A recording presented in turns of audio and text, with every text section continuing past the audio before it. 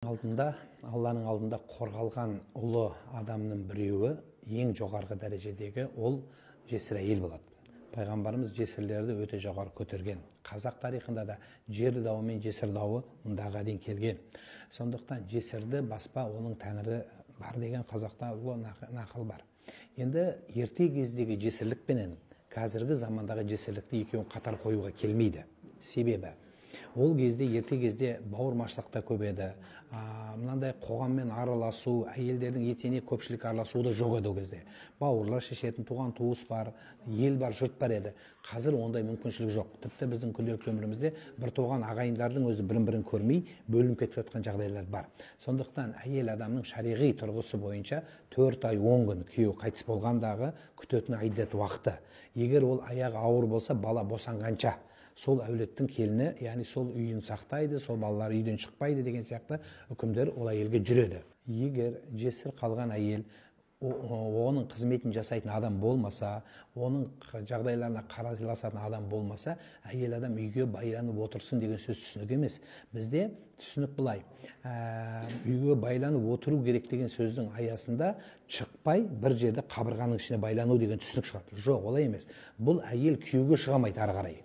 Одан кейін бұл әйел өзін қоғамның ішінде әзірге күйеуінің орнын басатын адам болып тұрады.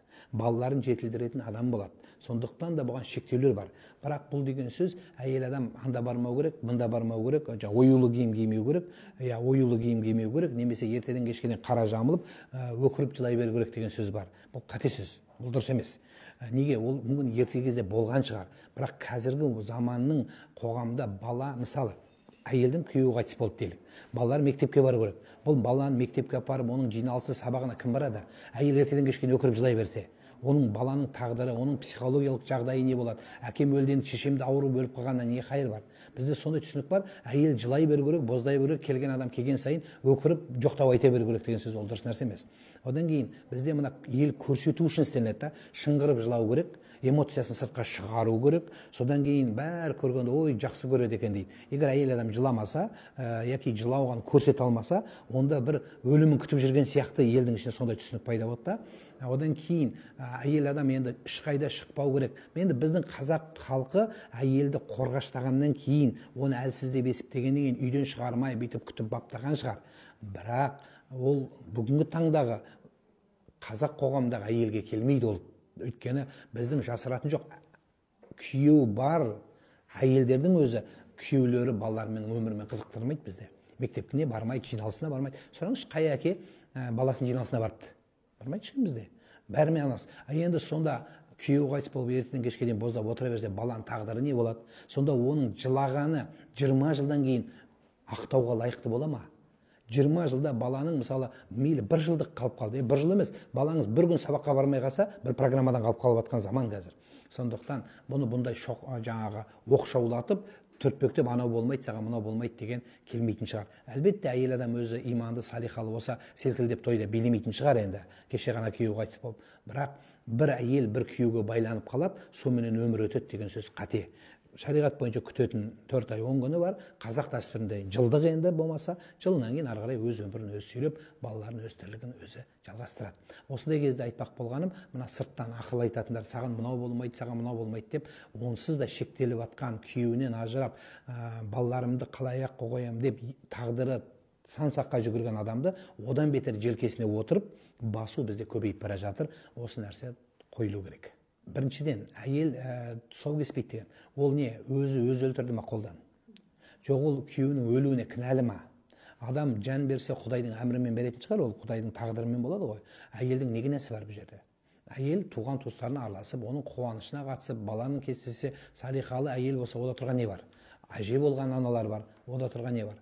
Сондықтан Мұхаммед пайғамбар саллаллаху алейхи уассаламның әйелі Хадиша анамыз пайғамбарға дейін 2 күйеуге шығып, Мұхаммед саллаллаху алейхи уассаламға, 2 күйеуінің екеуі де қайтыс болған. Пайғамбардың әйелі болғаннан кейін ол үйде қадалып қалған жоқ қой. Ары қарай өмір жалғасты. Пайғамбарымыздың адал жары болып өмір жүре берді. Сондықтан бұл сізбен бізге түсінік, яғни әйел адамды күйеу қайтыс болды деп жаңағы анау болмайды, саған мынау болмайды, соның ішіне жаңағы ағайындардың үйіне кірмей жүргендер бар. Онсыз да біздің ағайындарымыз сызат түсіп бітті. Одан кейін осы жерде бір қосымша пайдаланып айтайын деген бір мәселе, бізде анау күйеуін осы өлтіргенде әйелінен жек көреді бәрі. Әйел кінәлі, әйелдің жаңа бауырымның дүниесі қайда деп бәрі ағайын болмағандар ағайын, туған болмағандар туған, туыс болмағандардың бәрі туыс келіп, қабағын шытып, сол ертең ана үйдің бәрін сатып, дүниені алып кететіндей бір түсінік бізде сонда қалыптасып қалған, сондай стереотип. Бұл дұрыс нәрсе емес. Тіпті керек десе, шариғат бойынша ол үйін сатам десе де, ол шаңырақтан басқа шаңырағына өзінің төркініне көшем десе де, ол оның толық ықтияры болады. Оған сен былай жүресің, былай тұрасың деп ешкімнің үкімі жүрмейді. Өйткені келешекте балалардың тағдыры бар, аяққа қоятын адам бар, жасыратын жоқ. Мысалы, қайын жұртымен сыйыспай жүрген келін. Алланың тағдыры жетті, күйеуі қайтыс болды. Енді ол күйеуі бар кезде сыйыспаған адамдар күйеуі кеткеннен кейін қалайша сыйысады? Жоқ, өмір бойы бір-бірімен ырылдасып, балаларының ортада қалған балалардың тағдыры не болмақ?